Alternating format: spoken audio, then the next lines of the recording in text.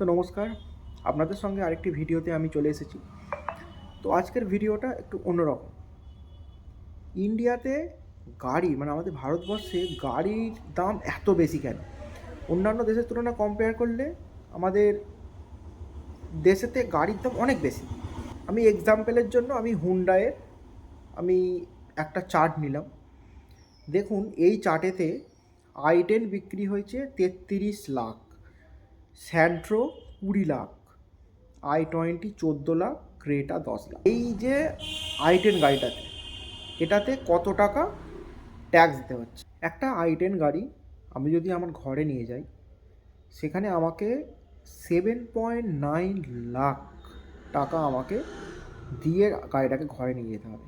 তার মধ্যে তোমার 3.1 লাখ শুধু সরকারকে দিতে হচ্ছে, মানে 39% ট্যাক্স আমাকে দিতে হচ্ছে। তো একটা গাড়িতে 3,10,000 টাকা সরকারকে দিয়ে দিচ্ছি 7,90,000 টাকার গাড়িতে। মানে একটা নর্মাল গাড়ি, জাস্ট একটা family hatchback, normal entry level, তার এত দাম। তো এখনও তো আমি ইন্ডিয়ার মানে ভারতের বেস্ট যে এসইউভি আছে সেটা তো আমি ধরিই নি এখনও পর্যন্ত। তো সেটা আমি যদি ধরি তাহলে হলো সেটা Creta.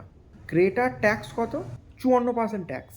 R Creta on road 16 লক্ষ টাকা পড়ছে, তার মধ্যে 8.6 লাখ আমাকে সরকারকে শুধু ট্যাক্স দিতে হচ্ছে। তাহলে বুঝতে পারছো তাহলে গাড়ির তাহলে কত কস্ট, মানে গাড়ির দাম আর ট্যাক্স একই, মানে হাফ হাফ হয়ে গেল। তাহলে বুঝতে পারছো তো, এমনকি গাড়িতে স্পেয়ার পার্টস আসছে যেটা দিয়ে গাড়ি অ্যাসেম্বল হচ্ছে, সেই স্পেয়ার পার্টসের অলরেডি ট্যাক্স নিয়েছে, তার উপরে আবার ট্যাক্স। গ্র্যান্ড i10 কিনছি 7.9 লাখ, আর ক্রেটা কিনছি 16 লাখ। তো তাহলে এখানে দেখতে পাচ্ছ চার্টেতে, আপনারা জানেন যে ট্যাক্সের বিভিন্ন স্ল্যাব আছে, 5, 12, 18, 28।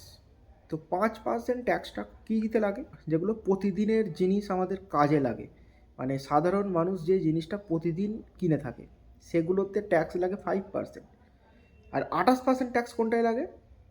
যে জিনিসগুলো লাক্সারি, ফ্রিজ, এসি, টিভি, কার, এগুলো লাক্সারি আইটেম, যার জন্য এগুলোতে ট্যাক্সের স্ল্যাব হলো 28%। জিএসটি আসার আগে কী ছিল? ভ্যাট, তারপর অক্ট্রয় ট্যাক্স, ইনফ্রাস্ট্রাকচার ট্যাক্স, সেস ট্যাক্স, আদার ট্যাক্স, এক্সাইজ ডিউটি। তো আগে গাড়িতে ট্যাক্স লাগতো 42%। সিম্পল আমি ক্রেটার উপরেই ধরলাম, আগে গাড়িতে 42% ট্যাক্স লাগতো। তো জিএসটি আসার পরে ওটা হয়ে গেল 28%। বাকি যে যেটা 42 থেকে 28%, মানে অনেকটা কমে গেল সেখান থেকে।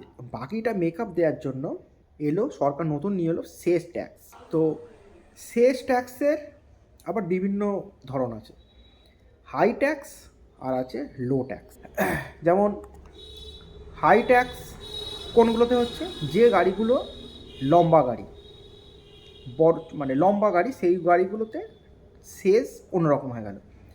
1% থেকে সেস শুরু হয়, আর ম্যাক্সিমাম গাড়িতে সেস লাগে 22%। তো 1% সেস কোনগুলোতে লাগে? যে গাড়িগুলো 4 মিটারের কম সেই গাড়িগুলোতে লাগছে 1% সেস। যে গাড়িগুলো 4 মিটারের বেশি সেই গাড়িগুলোতে লাগছে, স্ল্যাব আমি দিয়ে দিয়েছি, দেখে নিতে পারো কি লাগছে। আর একটা জিনিস হলো, এইখানেতেও একটা ব্যাপার আছে।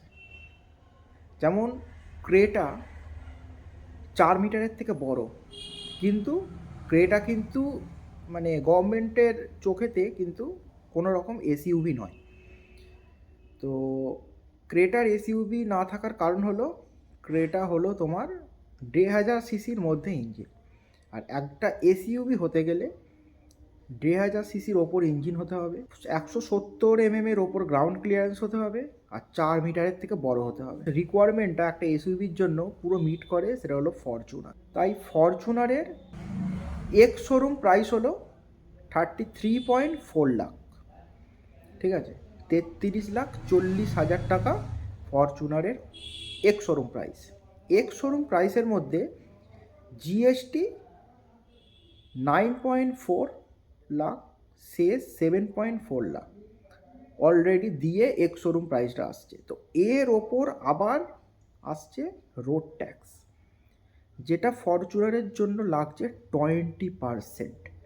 রোড ট্যাক্সটা বিভিন্ন স্টেট অনুযায়ী হয়। ওয়েস্ট বেঙ্গলেতে ফরচুনারের রোড ট্যাক্স হলো 20%, আর বাকি ছোটো গাড়িগুলোতে মোটামুটি 8 থেকে 15-র মধ্যে ঘোরাফেরা করে।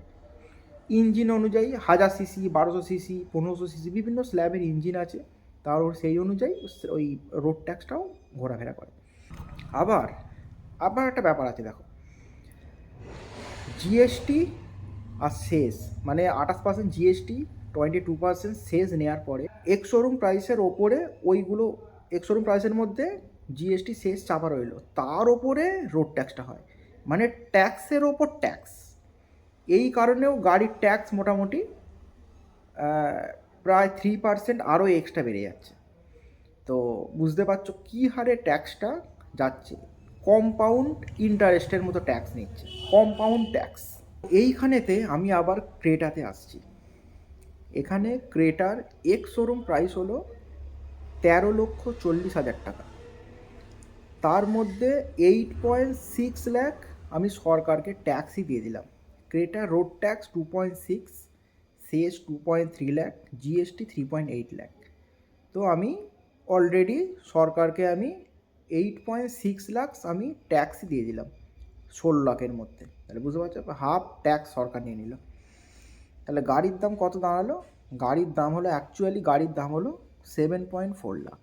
একটা ক্রেটা কেনার জন্য আপনাকে কত টাকা কামাতে হবে ভাবুন।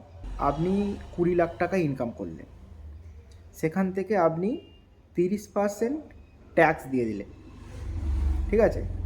তাহলে আপনি অলরেডি 6 লাখ টাকা ট্যাক্স দিয়ে দিলেন। আপনার হাতে থাকলো 14 লক্ষ টাকা। 14 লক্ষ টাকার পরেও আপনাকে ঘর থেকে আরও বের করতে হলো 2 লাখ টাকা, তাহলে হলো 16 লাখ টাকা। তো 16 লাখ টাকা দিয়ে আপনি ক্রেটা নিয়ে এলেন। সেই ক্রেটার মধ্যে অলরেডি 8.6 লাখ ট্যাক্স অলরেডি আছে।